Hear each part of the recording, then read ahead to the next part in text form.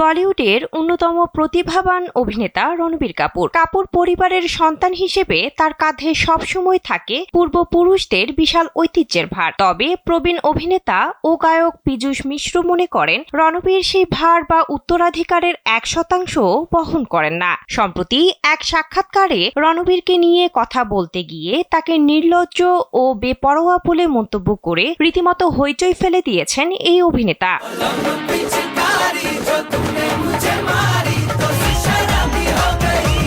সম্প্রতি এক সাক্ষাৎকারে পীযূষ রণবীরের প্রশংসা করতে গিয়েই কিছুটা অদ্ভুত শব্দচয়ন ব্যবহার করেন। তিনি বলেন, আরে লোকটি আলাদা, তার বিষয়ে আর জানতে চাইবেন না। এতটা নির্লজ্জ বেপরোয়া মানুষ আমি জীবনেও দেখিনি। স্যান্ডেলিনা সো, রূপচর্চায় আভিজাত্য।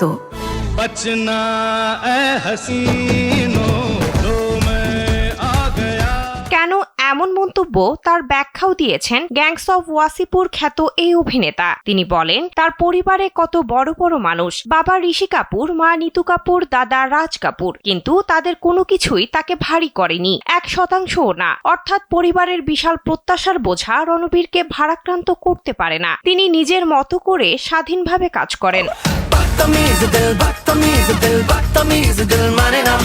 শুটিং সেটের অভিজ্ঞতা স্মরণ করে পীযূষ মিশ্র আরও জানান, কাজের সময় রণবীর অত্যন্ত মনোযোগী থাকেন, কিন্তু শুটিং শেষ হওয়ার পর মুহূর্তেই তিনি স্বতঃস্ফূর্ত ও রিল্যাক্স মুডে ফিরে যান। তার এই নির্ভার স্বভাবকেই নির্লজ্জ ও বেপরোয়া হিসেবে ইতিবাচক অর্থে তুলে ধরেছেন পীযূষ।